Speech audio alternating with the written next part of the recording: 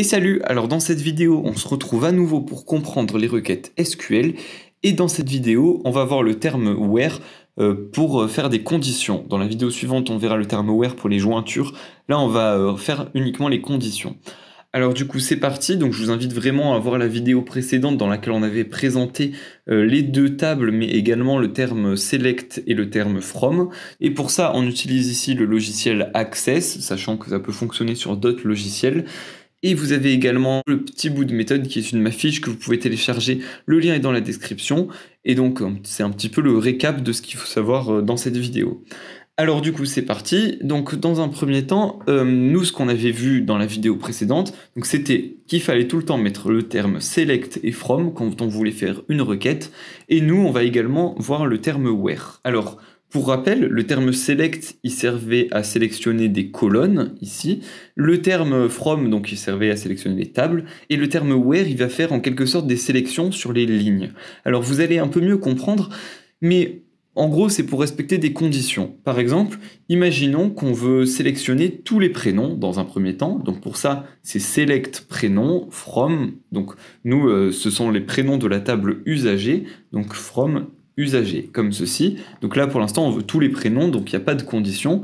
Hop, affichage. Et là, vous voyez qu'on a tous les prénoms. Par contre, maintenant, si on veut tous les prénoms qui commencent par la lettre B, alors a priori, il y a au moins le prénom Bruce ici que je vois, mais il y en a peut-être d'autres, et bien comment faire ? Alors du coup, pour ça, il va falloir qu'on passe en mode SQL et qu'on ajoute à cette requête une condition. Alors pour ça, on va écrire le mot-clé where, comme ceci, et ensuite on va écrire le nom de la condition.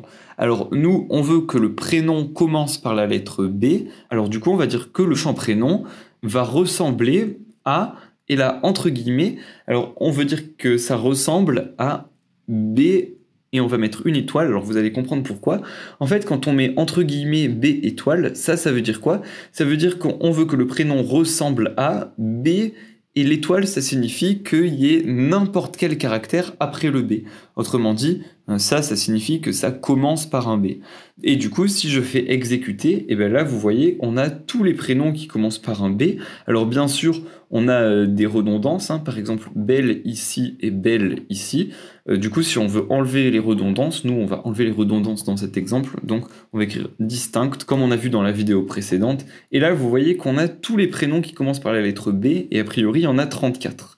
Alors, donc ça, ce sont les prénoms, en quelque sorte, qui s'écrivent de la manière B et n'importe quoi après. Alors, ça dépend comment on écrit le SQL, mais des fois, on va vous dire, au lieu de mettre une étoile, de mettre un pourcentage. Alors ça, ça va être selon le logiciel que vous utilisez, ou selon ce que vous disent vos profs ou quoi. Il va falloir utiliser soit l'étoile ou soit le pourcentage. Et si jamais vous utilisez un logiciel et vous ne savez pas quel symbole utiliser, vous essayez les deux et vous voyez celui qui fonctionne. Alors ici, dans Access, le symbole qui fonctionne, c'est donc l'étoile, comme on l'a vu. Voilà, donc ça, c'est les prénoms qui commencent par la lettre B. On peut choisir tous les prénoms dont la dernière lettre se termine, je ne sais pas, par un E, par exemple. Alors du coup, pour faire ça, je pense que vous avez deviné, mais on met étoile, puis on met un E. Comme ça veut dire qu'on veut tous les prénoms qui s'écrivent de la manière des caractères, et puis un E en tout dernier. Du coup, si je fais exécuter, ici on a tous les prénoms dont la dernière lettre est un E, donc vous voyez qu'il y en a beaucoup, il y en a 295. Alors là, maintenant qu'on a réussi à faire ça, on peut aussi vouloir, je sais pas, tous les prénoms dont la deuxième lettre est un L. Alors pour faire ça, comment on peut faire ? Eh bien, regardez, si je fais étoile, L, étoile, c'est pas la bonne méthode, puisque l'étoile, elle signifie un ou plusieurs caractères, puis un L, puis un ou plusieurs caractères. Donc si je fais exécuter, vous voyez que Adèle, là il y a 3 caractères, puis un L, puis un caractère. Nous, c'est pas ce qu'on veut. Nous, on veut un seul caractère, puis un L, puis un ou plusieurs caractères. Alors pour choisir un caractère suivant ce que vous utilisez, c'est soit un underscore, donc le tiré du 8, ou soit un point d'interrogation. Alors dans Access, c'est le point d'interrogation. Donc du coup, si vous écrivez ça, vous allez trouver tous les prénoms dont la deuxième lettre est un L. Et donc là, si on fait exécuter, on voit bien que là, on a tous les prénoms dont la deuxième lettre est un L, et il y en a plutôt pas mal. Donc vous voyez en fait que rien qu'avec ça, le SQL paraît très puissant. Et bien sûr, on peut s'imaginer le cas où vous voulez tous les prénoms, sauf les prénoms dont la deuxième lettre est un L. Donc du coup, là vous rajoutez note ici, et là ça va vous sélectionner tous les prénoms dont la deuxième lettre n'est pas un L. Donc là, vous voyez qu'à chaque fois, dans tous les prénoms qu'il nous propose, il n'y a pas de L. Donc il faudrait tous les vérifier, mais vous pouvez faire confiance à la requête. Alors on peut aller un petit peu plus loin. On peut dire qu'on veut tous les prénoms qui commencent par la lettre B et qui ne finissent pas par un E. Alors on veut sélectionner les prénoms qui commencent par la lettre B. Donc pour ça, je mets B étoile, comme ça. Donc dans un premier temps, les prénoms qui commencent par la lettre B et qui ne finissent pas par la lettre E. Alors du coup, pour ça, on va écrire end, comme ceci, end.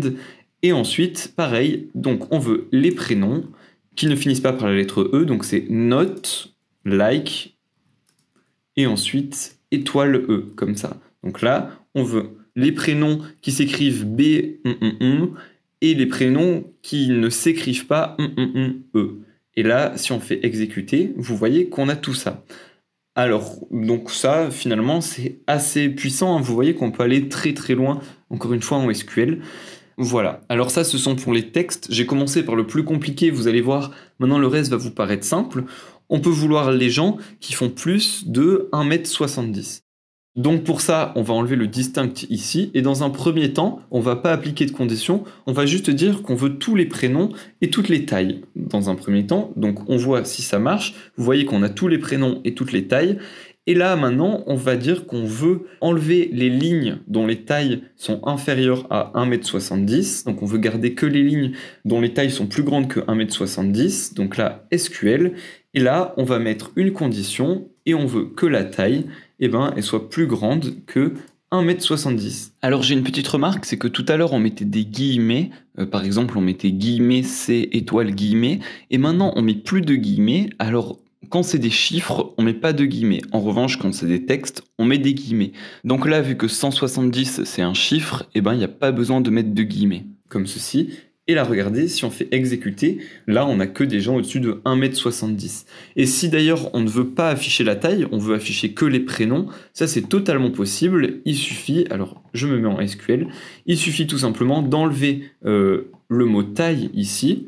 Et là, vous voyez, exécuter, on n'a que les prénoms, mais si on affichait la taille, on n'aurait que des tailles qui sont supérieures à 1,70 m.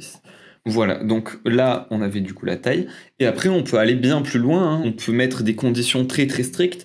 Par exemple, on peut choisir que les gens qui font plus de 1,70 m et qui font plus de 100 kg.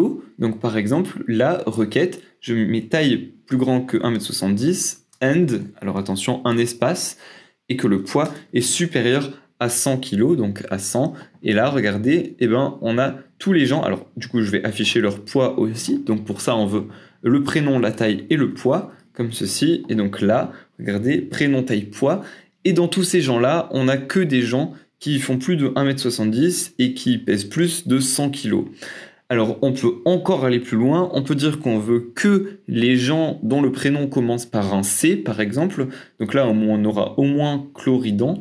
Donc, du coup, mode SQL, on peut dire and prénom, like, comme on a vu tout à l'heure. Et là, on veut que ça commence par un C, donc on met C étoile. Et là, exécuter. Et là, on retrouve bien notre Chloridan, mais on en a plusieurs autres. Et en tout, on en a 55. Donc, voilà comment faire des conditions en SQL. On peut aller encore plus loin. Et là, on va introduire le mot-clé OR. Alors, par exemple, si on veut que les gens qui font plus de 1,70 m, de 100 kg et qui commencent par C, ou les gens qui font moins de 100 kg et qui commencent par la lettre D, par exemple, du coup, on peut écrire OR ici, donc, ou les gens qui font moins de 100 kg, donc, ou que le poids est inférieur à 100 kg, donc inférieur à 100, and, et que le prénom commence par un D, comme ceci. Alors là, regardez comment j'ai syntaxé. Il y a toutes ces conditions-là réunies ou toutes celles-là réunies. Et j'ai bien mis des parenthèses pour pas que Access s'en mêle entre les AND et les OR. Et donc là, si je fais exécuter, vous voyez que finalement, toutes les personnes qui commencent par la lettre D, elles font moins de 100 kg à chaque fois. Et toutes les personnes qui font plus de 100 kg, elles commencent par la lettre C. Et elles mesurent plus de 1,70 m. Donc ça vérifie bien notre requête. Elle est bien vraie, donc toutes les personnes qui font plus de 100 kg de 1,70 m et qui commencent par C, ou toutes les personnes qui font moins de 100 kg et qui commencent par D. Voilà, donc je pense qu'on a fait à peu près le tour de toutes les conditions. Maintenant, vous pouvez voler de vos propres ailes avec ces conditions. Et nous, on va se retrouver dans la prochaine vidéo pour voir en quoi on peut utiliser le mot-clé where pour faire des jointures. Du coup, à tout de suite.